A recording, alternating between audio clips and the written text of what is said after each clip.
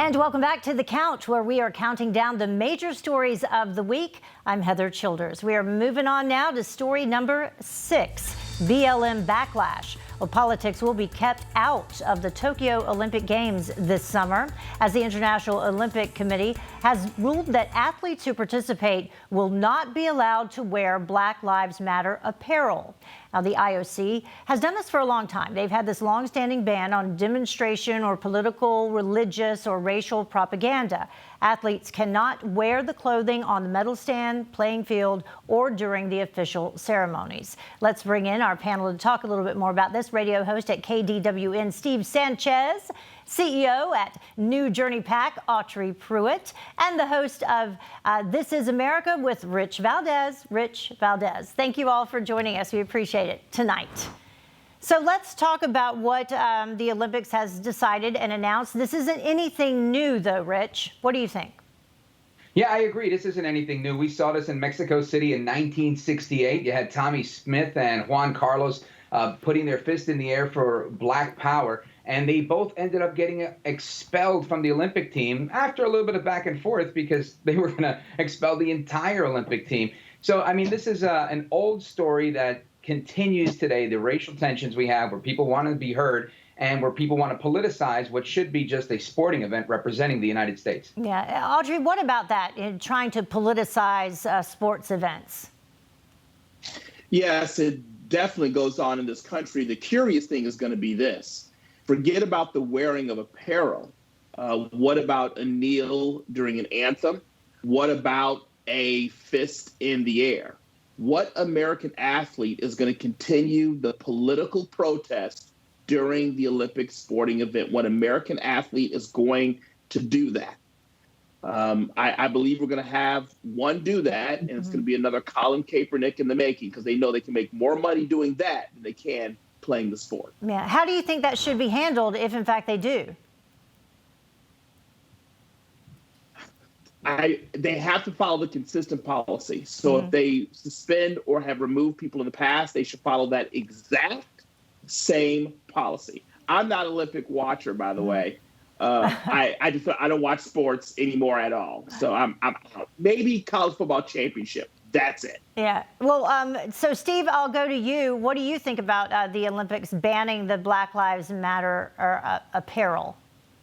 I'm completely in favor of it. I mean, there's no room for political statements in sports. You know, Olympics, professional sports, college sports, people want to release. This is a form of entertainment. They want to be entertained. They want to watch their favorite game or their favorite player. They don't want to hear political statements from these people. They don't want to see it. They don't want to hear it. They have to deal with it almost 24/7 around the clock in the country. And I don't like it. I support what they're doing. And if someone does decide they want to do it, I'm kind of hardcore. Remove them, suspend them, give them the highest degree of consequence. It's got to stop. This is silliness already. Yeah, I want to play this clip that recently surfaced, this footage of Black Lives Matter co-founder Patrisse Cullors. Listen to what she is saying here. He grabbed a book and he said, "It's like Mao's Red Book." And I was like, man, that's what I was thinking. And it was just really cool to hear him make that connection. You know, Rich, it's really incredible to see her laughing about it after this college student compared her writing to former communist Chinese leader Mao and his little red book, who killed, approximately 78 million people. It seems that the left or the radical element within society is romanticizing Marxism and even communism. And it's a scary thing because I think it's to use their term, it's whitewashing the bloody history of the communists. And if people don't know who Mao Zedong is and what he did, they should find out quickly because their children are following in those footsteps. It's a damn shame.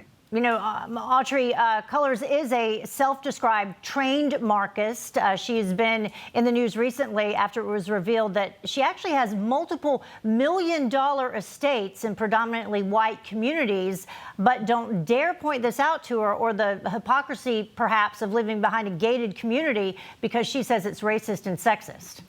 The fact that the right-wing media is trying to create hysteria around my spending is frankly racist and sexist. Homes that I bought directly support the people that I love and that I care about. within these gated communities. Autry? Yeah, this woman is full of idiocracy. Let's be real. Pol Pot, Mao Zedong, Joseph Stalin, Lenin, they would have thrown her black butt in a prison for being black.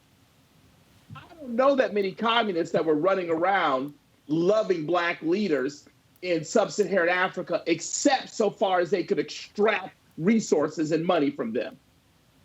These communists and these Marxists were the biggest racists you could find on the planet. And I don't care about her buying houses. Let's be truthful. I don't care about that. What we should be concerned about is that she lives in the nice neighborhood with the white cops and the white schools and the white folks, but at the same time says they're all racist. So, Steve, final response. We have about 30 seconds. Hypocrisy, Heather. It just boils down to that. We see it. It's becoming acceptable. Why do you think, and I rarely agree with Bill Maher, but why do you think that advertisers go to the 18 to 34-year-old market? Because they can be brainwashed and indoctrinated to believe this crap that continues to happen. And that's typically who are part of these militant movements. All right. Thank you all for joining us, and we'll be back with more of The Count after this. Stay with us.